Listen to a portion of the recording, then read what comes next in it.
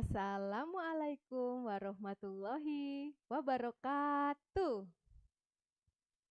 Jumpa lagi ya kita di Suara Gersik. Nah, kali ini siapa ya yang datang untuk berkisah di sini? Mungkin masih ingat ya, pernah bertemu dengan Mimi Heni. Tapi Mimi Heni saat ini nggak sendirian.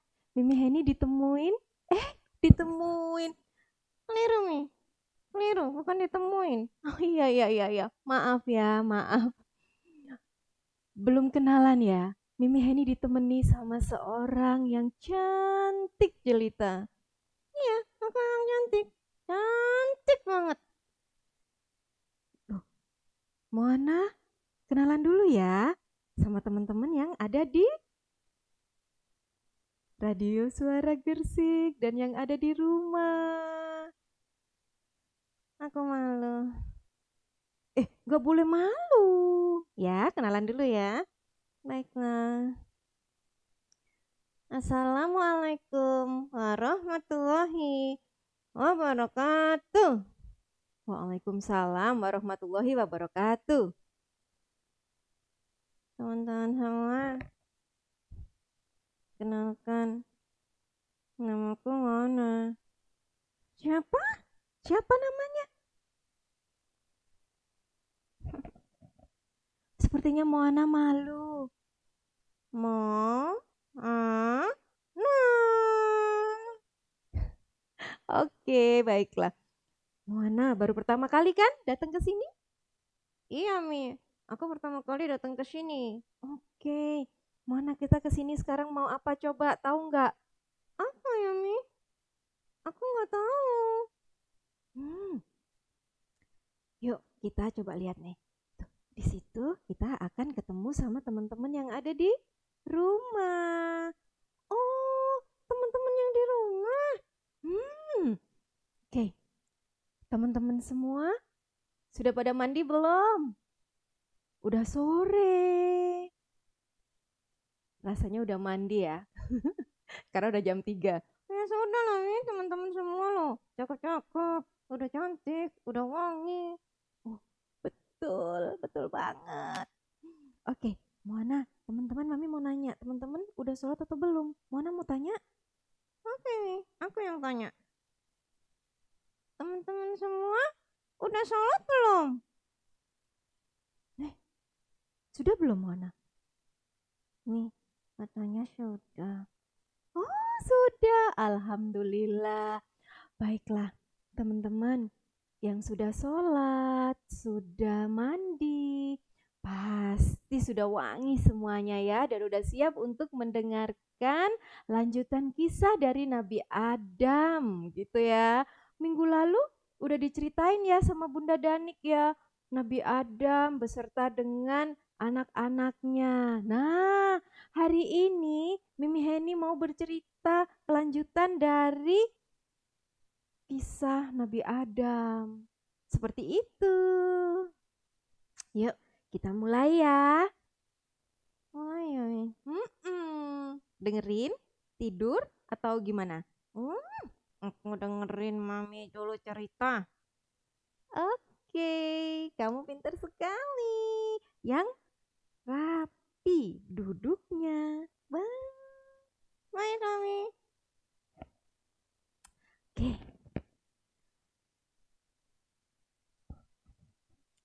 teman-teman semuanya yang ada di rumah, kita mulai ceritanya tentang Nabi Adam. Minggu lalu sepertinya si Kabil dengan rasa sakit hatinya akhirnya membunuh Habil, saudara kembarnya, saudaranya. Pada saat itu, setelah membunuh Habil, Qabil menguburkannya, teman-teman. Adakah rasa menyesal di dalam hati Qabil? Qabil ketakutan. Setelah melakukan pembunuhan dan juga menguburkan saudaranya, Qabil tidak berani pulang. Qabil menyangka ayahnya Nabi Adam tidak akan pernah memaafkannya. Itu yang ada di dalam pikiran Qabil. Akhirnya, apa yang dilakukan Qabil? Qabil pergi, lari, dan juga mengajak saudaranya, mengajak saudara perempuannya untuk lari pergi ke Yaman. Apa yang sudah dilakukan Qabil itu sudah dibisiki oleh iblis. Dan iblis terus mengikuti Qabil kemanapun Qabil berada.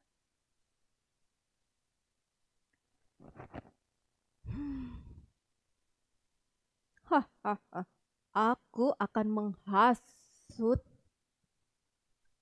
Qabil untuk bisa menjadi pengikutku. Tapi Qabil nggak tahu kalau niat iblis itu jelek. Akhirnya iblis terus membisikkan kata-kata agar si Qabil tersesat dan mengikuti si iblis. Iblis terus membisikkan kata-kata, sudah tidak apa-apa. Apa yang kamu lakukan itu sudah benar. Lanjutkan. Itu semua adalah kebenaran yang sudah kau lakukan. Kau tidak bersalah. Hahaha. Sayang sekali, kau bilang imannya lemah. Terkena bujuk rayuan iblisnya cepet banget.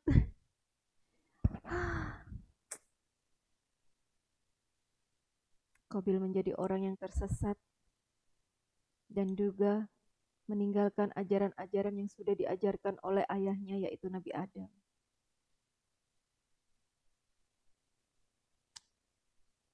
Qabil suka melakukan perbuatan keji. Si iblis tetap memberikan bisikan-bisikan mautnya. Si iblis bilang, sudahlah, korban dari saudaramu itu sudah dimakan api. Karena ia menyembah api. Buatlah tungku dan sembahlah api. Karena hal itu akan bermanfaat bagimu dan juga keturunanmu nantinya. Iblis terus saja membisikkan bujuk rayunya. Dan yang terjadi, Qabil ikut terus dan terus mengikuti perintah dari iblis. Bujukan iblis itu terus diikuti. Teman-teman semua, Masya Allah.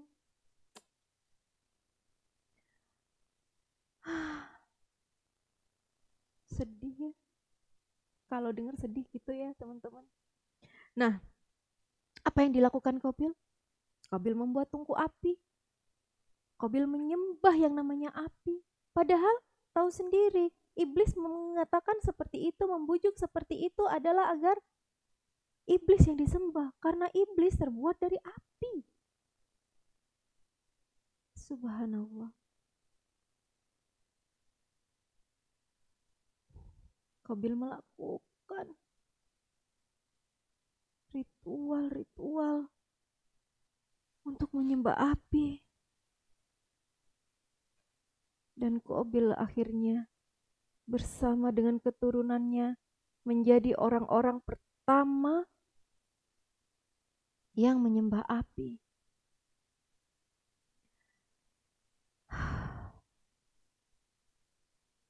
Di tanah Yaman ini, Qabil memiliki keturunan dan mereka semua disebut Bani Qabil. Melihat dari apa yang sudah dilakukan Qabil, kita bisa membayangkan bagaimana keturunannya akan bersikap dan berperilaku. Alhasil, keturunan-keturunan Qabil melakukan banyak pelanggaran. Keturunan Qabil suka minum minuman keras, suka berzina, suka berbohong. Masya Allah, suka berjudi, dan suka mencuri.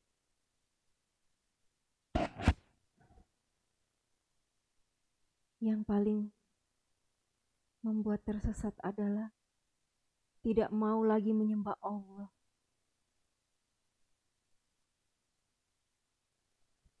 Hmm. Hmm. Pelanggaran Qabil beserta keturunannya semakin merajalela. Mereka melakukan ritual-ritual di mana menyalahi aturan Allah Subhanahu wa taala. Salah satunya adalah ritual pemakaman.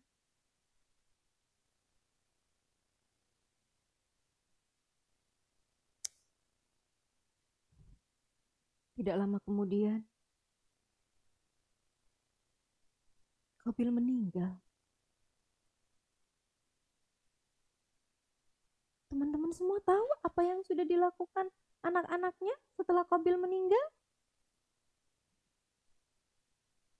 Masya Allah.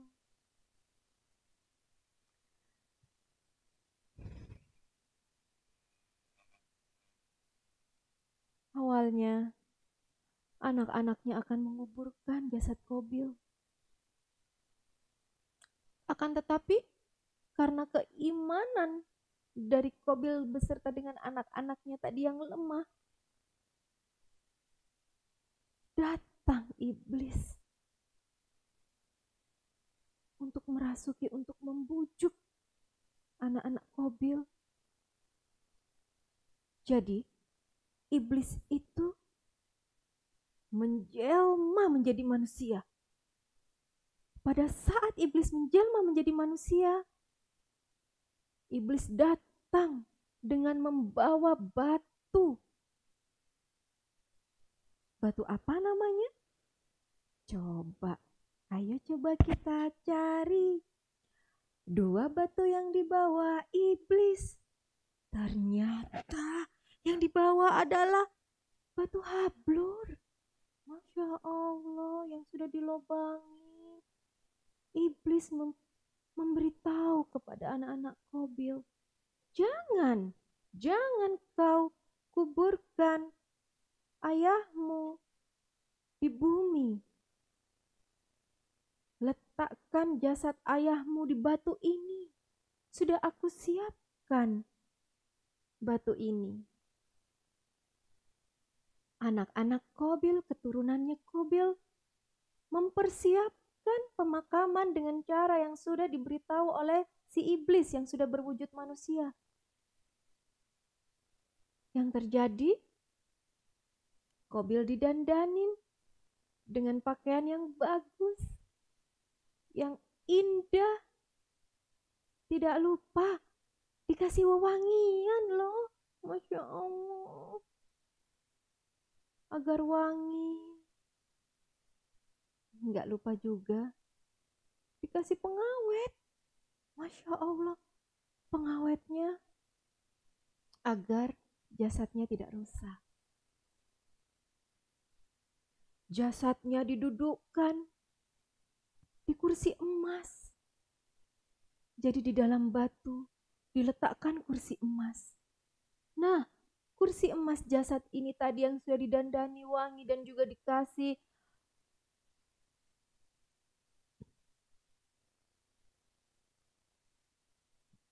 untuk pengawet mayatnya, didudukkanlah di dalam kursi emas.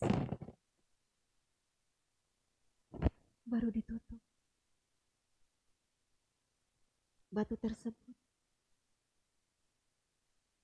Masya Allah. Jika keimanan kita itu lemah, maka iblis akan dengan mudah masuk.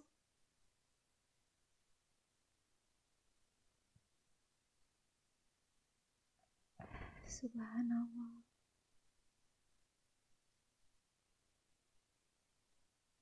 Saat kita tahu disimpan di mana batu tadi, peti yang berupa batu, iblis membisikkannya lagi.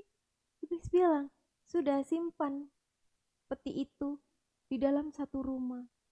Dan jangan lupa, bersujudlah 3 kali di depan peti tersebut.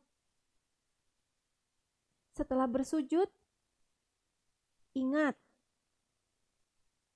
setiap tahun rayakan kematian ayahmu, si Qabil. Keturunannya mengikuti semua arahan dari iblis tersebut.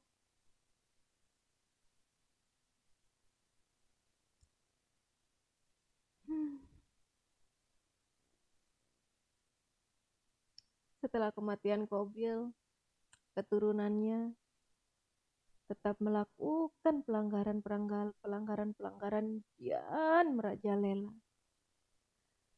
Kira-kira siapa yang akan mengembalikan keturunan Qabil ke jalan yang benar? Adakah saudara Qabil yang lain yang bisa membantu keturunan-keturunan kakaknya, si Qabil?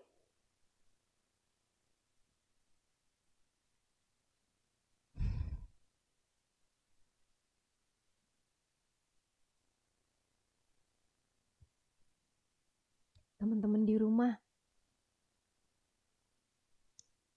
di suatu tempat yang lain, Nabi Adam termenung. Nabi Adam termenung sendirian.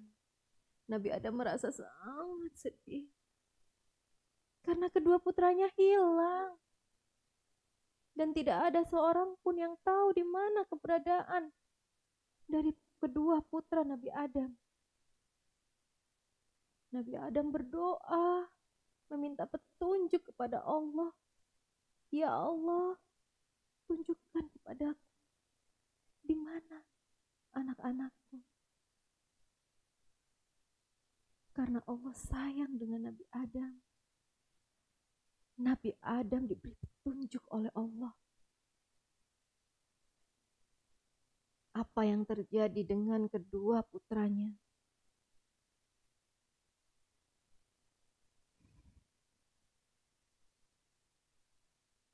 Peristiwa yang ditunjukkan oleh Allah, apa yang sudah menimpa Qabil dan Habil, sangat membuat Nabi Adam berduka dan bersedih. Nabi Adam memanggil istrinya, Ibu Hawa, dan menceritakan semua kejadian tersebut. Ibu Hawa bersedih.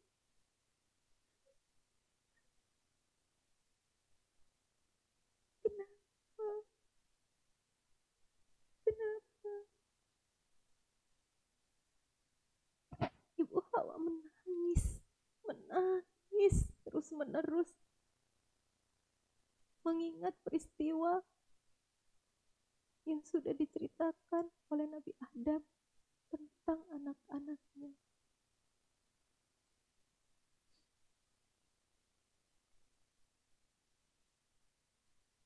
Istriku, anak kita telah meninggal.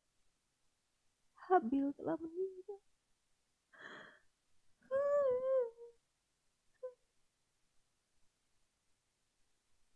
Suamiku, bagaimana ini semua bisa terjadi?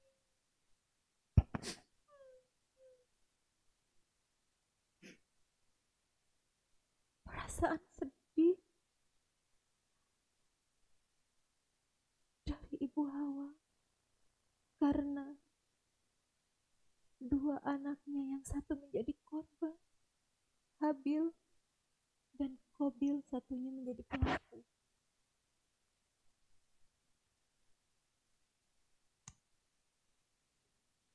Hanya rasa tawakal yang bisa membuat Nabi Adam dan Ibu Hawa menerima semua penderitaan itu. Nabi Adam berkata,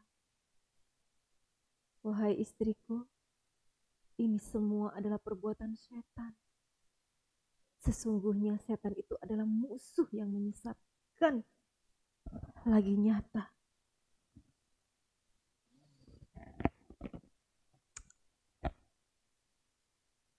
Atas kesedihan dan juga penderitaan yang dirasakan oleh Nabi Adam dan juga Ibu Hawa atas kehilangan putranya, Habil,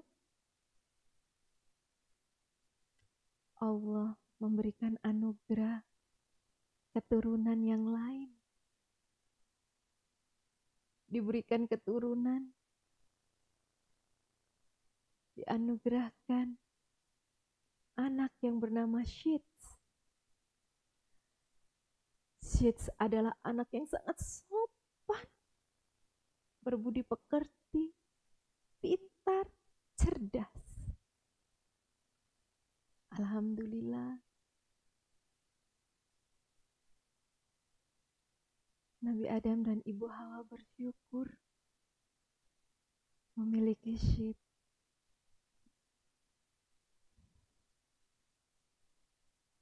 Syits adalah satu-satunya anak Nabi Adam yang tidak kembar.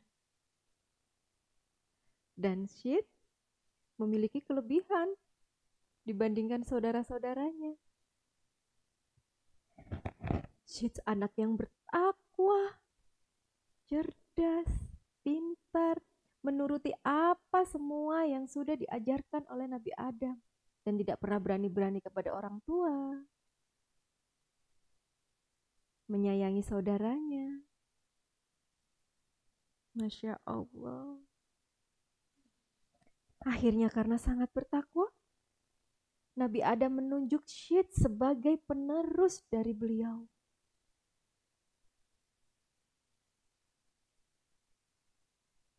Syits mewarisi kenabian dari Nabi Adam.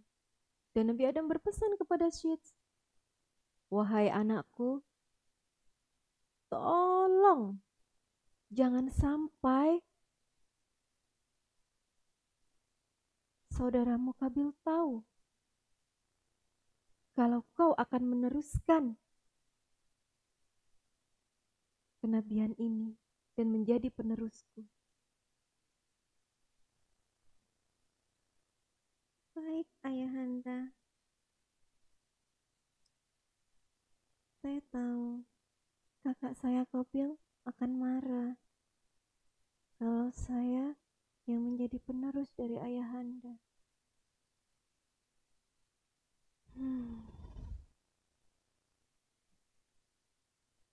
Tidak lama, Nabi Adam memberikan nasihat kepada Syits. Apapun yang akan kau lakukan, tolong pikirkan akibatnya. Jangan menyesali semua perbuatan yang telah dilakukan. Jadi, pikirkan benar-benar apapun tindakan kita. Syits mendengarkannya dengan sungguh-sungguh dan berjanji akan melakukan apapun pesan dari ayahnya. Nah, satu lagi nasihat dari ayahnya, jangan lupa bermusyawarah apabila memiliki problem, perkara, ataupun masalah. Seandainya Nabi Adam saat itu bermusyawarah dengan malaikat, maka Nabi Adam tidak akan tertimpa masalah seperti ini.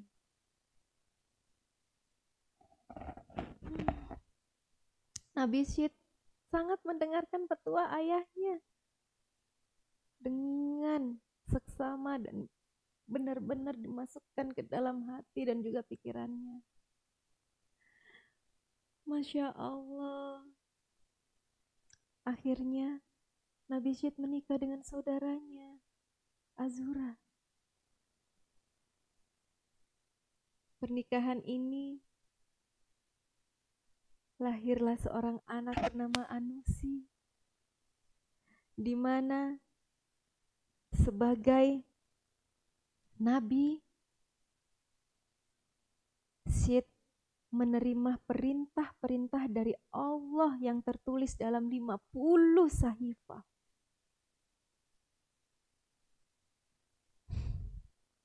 Nabi Adam bahagia dengan kepemimpinan Syed.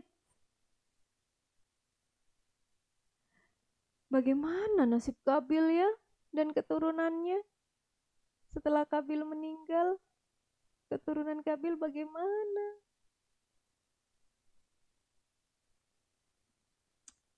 Tahun demi tahun telah berganti dan Nabi Adam sudah semakin tua.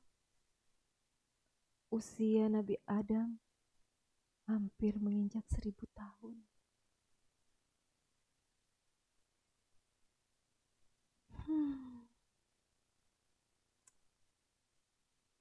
Di dalam kamarnya yang sederhana, Nabi Adam terbaring, dikelilingi oleh anak-anaknya yang sangat menyayangi Nabi Adam.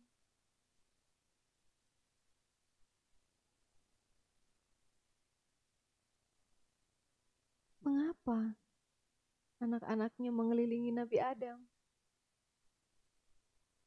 Ternyata anak-anaknya menunggu wasiat dari Nabi Adam.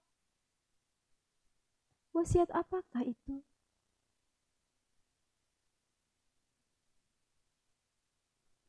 Wahai anak-anakku, ayah sudah tua. Ayah berpesan, hanya ada satu perahu di dunia ini. Dan hanya ada satu senjata untuk menenangkannya.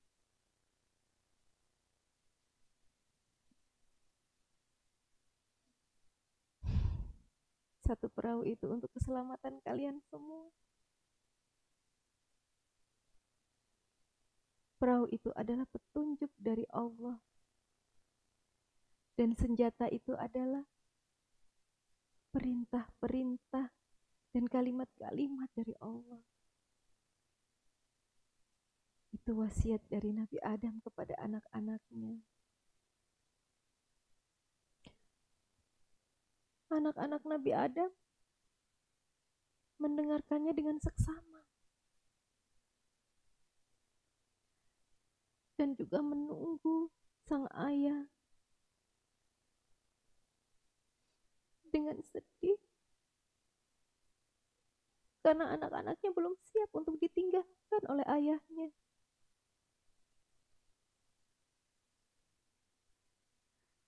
Nabi Adam melihat kesedihan yang terpancar di wajah anak-anaknya sambil berbaring. Wahai anak-anakku, janganlah kau bersedih.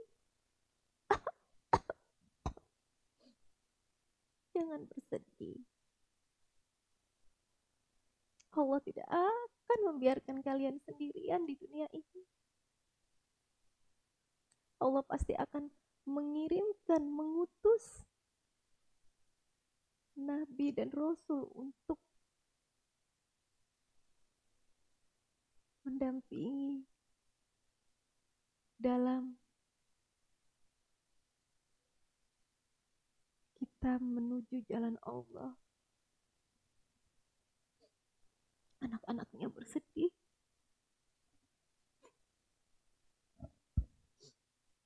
Tenanglah anak-anakku.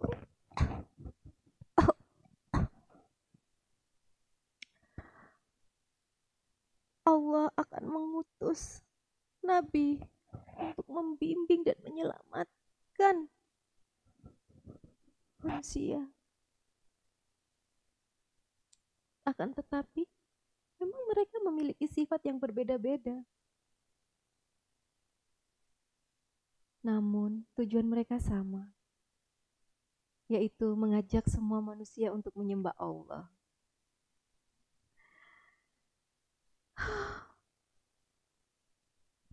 Setelah memberikan wasiatnya, Nabi Adam berpejam.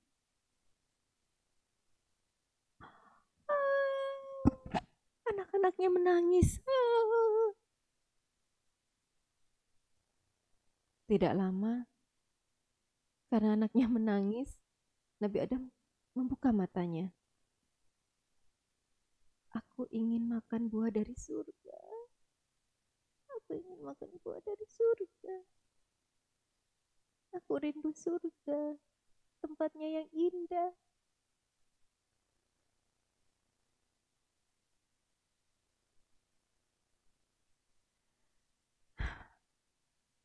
Nabi Adam tahu kalau akan meninggalkan dunia ini. Anak-anaknya berkata, "Ayah, akan kami ambilkan, akan kami turuti perintah ayah."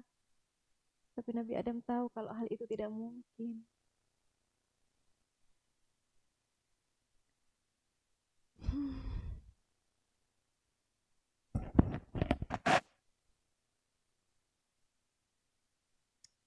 Tidak lama kemudian,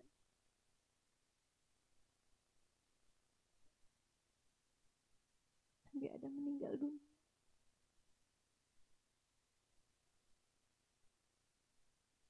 Anak-anaknya bersedih atas kepergian sang ayah. Para malaikat turun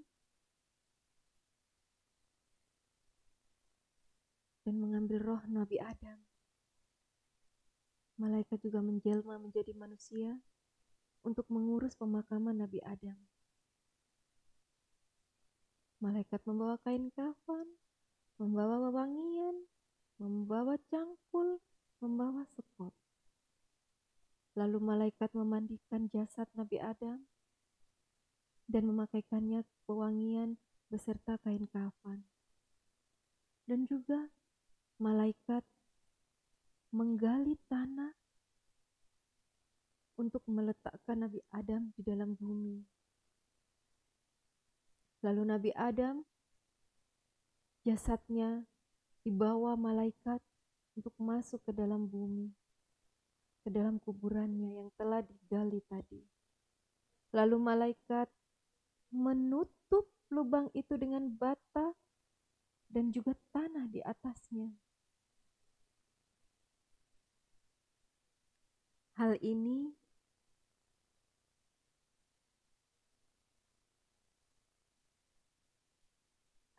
yang akan dilakukan sampai dengan masa sekarang. Sebelum malaikat menguburkan jasad Nabi Adam di dalam tanah, tidak lupa malaikat mensolatinya. Dari situ, malaikat berkata bahwa, "Wahai Bani Adam, ini yang sudah kami lakukan adalah sunnah untuk kalian." Yakni cara Allah untuk kalian dalam mengurus mayat dari bangsa kalian mulai saat ini sampai seterusnya. Apa yang sudah diperagakan oleh malaikat dalam mengurus jenazah Nabi Adam berlaku untuk seluruh rasul dan semua orang beriman yang ada di bumi ini.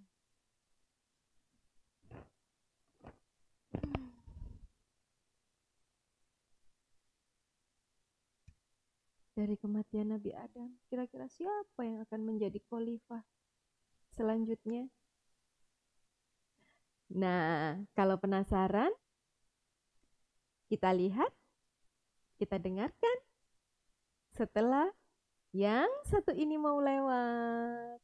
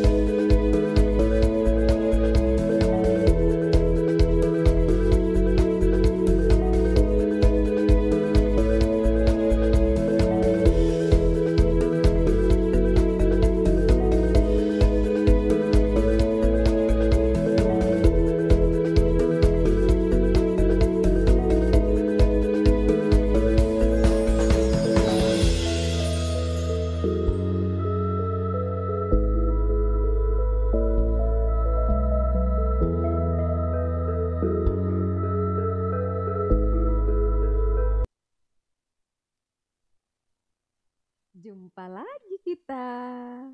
Pasti penasaran ya dengan cerita selanjutnya. Siapa sih Khalifah? Selanjutnya setelah Nabi Adam? Nah, pasti semuanya teman-teman udah tahu nih yang di rumah.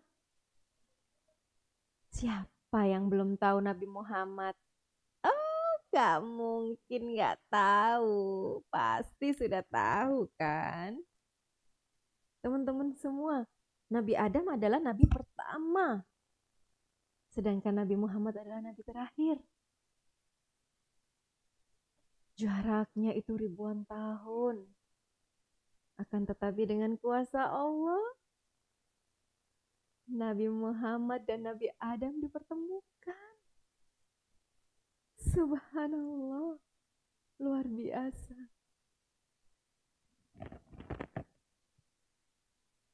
Jadi, sepeninggal Nabi Muhammad, tidak akan ada nabi-nabi yang lain. Kalaupun ada, itu palsu. Imitasi. Gitu ya. Jadi perlu diingat, tidak ada nabi lagi setelah Nabi Muhammad Shallallahu Alaihi Wasallam. Nah, masa hidup Nabi Adam sangat-sangat lama, ribuan tahun yang lalu, tapi dipertemukan dengan Nabi Muhammad berawal dari duka lara, sakit gitu ya. Rasulullah yang baru saja ditinggalkan oleh pamannya tercinta yaitu Abi Thalib bin Abdul Muthalib, lalu disusul oleh istrinya Bunda Khadijah.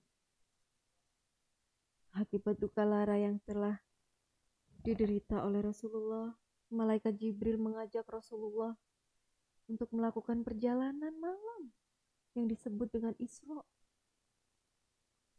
Malam itu Rasulullah melakukan perjalanan menaiki binatang yang lebih besar dari keledai dan berwarna putih. Binatang itu melaju dengan kencang, secepat cahaya.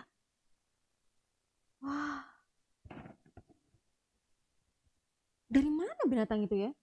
Ternyata dibawa oleh malaikat Jibril.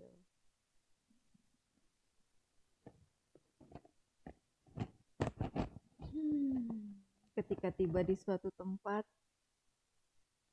malaikat Jibril meminta Rasulullah untuk turun dan melakukan sholat 2 rakaat.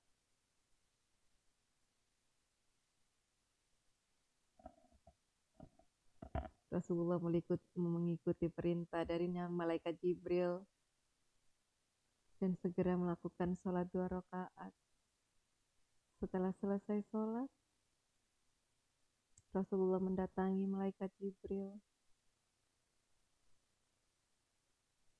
Malaikat Jibril berkata,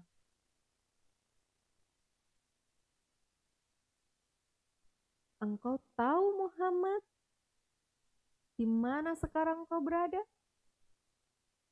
Nabi Muhammad menggelengkan kepalanya, pertanda Nabi Muhammad tidak tahu. Saat ini engkau berada di Taibah,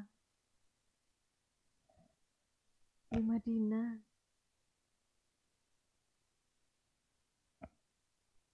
Disitulah tujuan hijrahmu nanti. Selanjutnya, Nabi Muhammad melanjutkan perjalanannya.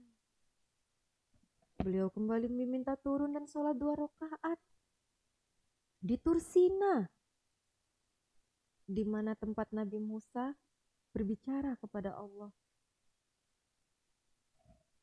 Di Bethlehem, tempat kelahiran Nabi Isa, dan juga di Baitul Maqdis. Malaikat Jibril meminta Rasulullah melakukan hal yang sama, sholat 2 rakaat dan berdoa.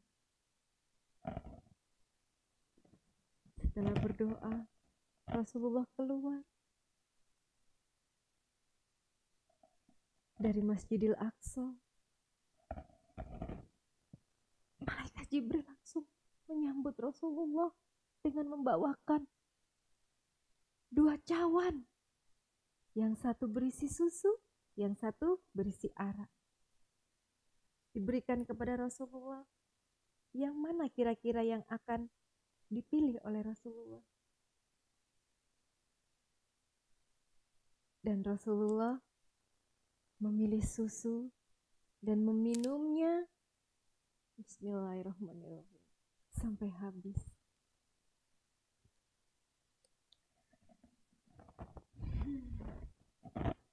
Engkau telah memiliki fitrah, yaitu Islam dan istiqomah, kata malaikat Jibril kepada Rasulullah. Perjalanan Rasulullah berlanjut dengan Mi'raj, yaitu perjalanan menuju langit.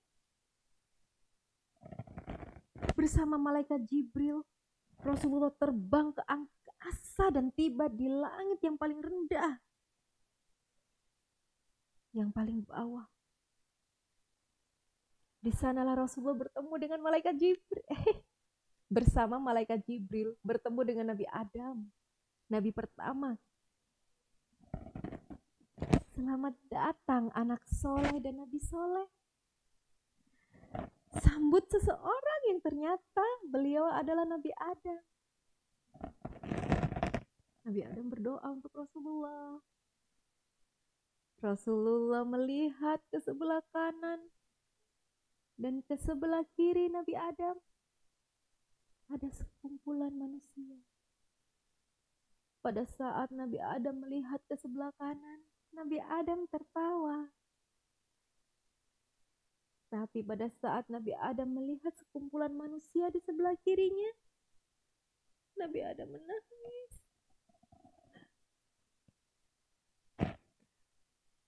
Rasulullah bertanya kepada malaikat Jibril, kenapa Nabi Adam seperti itu pada saat melihat sebelah kanan dan sebelah kiri?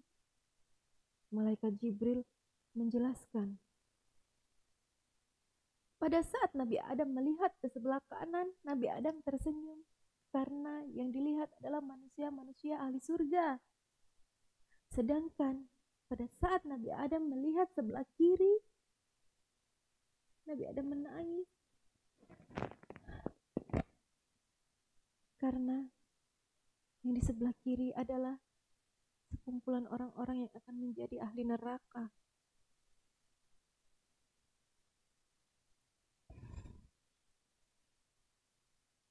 Mereka semua adalah keturunan Nabi Adam. Setelah bertemu Nabi Adam, Rasulullah melanjutkan perjalanannya menuju langit berikutnya. Maha benar Allah dan segala firman-Nya. Alhamdulillah, kekuasaan Allah sungguh besar.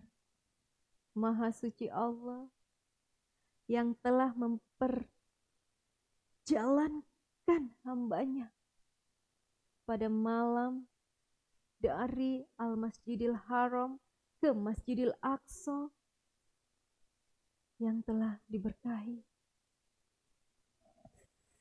agar diperlihatkan kepadanya sebagian dari tanda-tanda kebesaran Allah.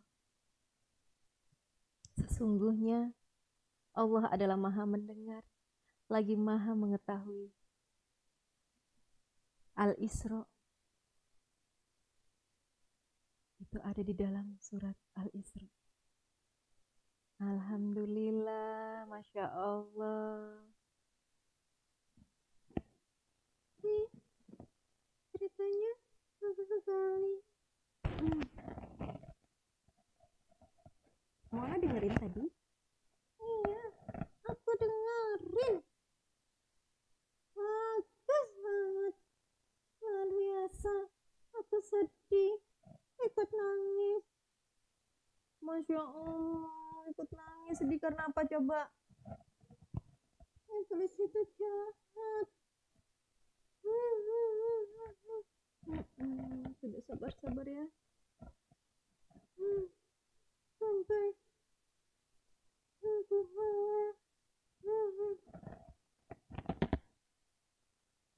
Kehilangan anak-anaknya.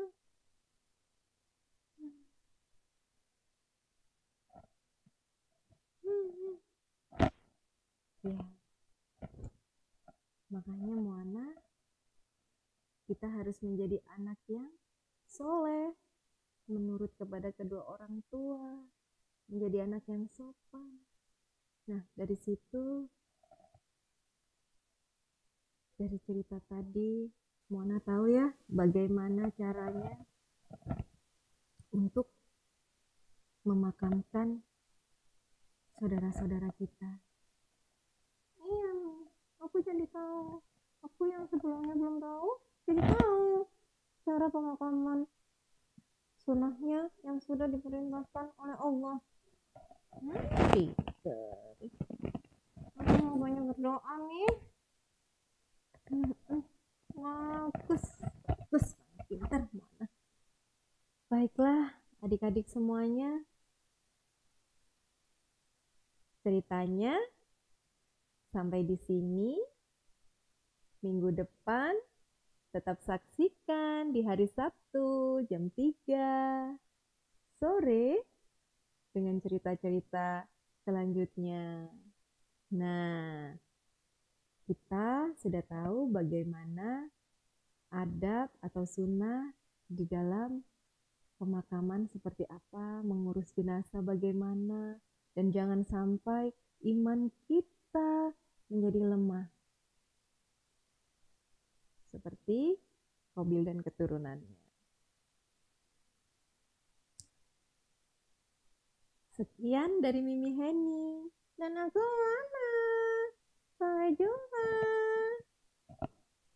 Baiklah, sampai jumpa. Assalamualaikum warahmatullahi wabarakatuh.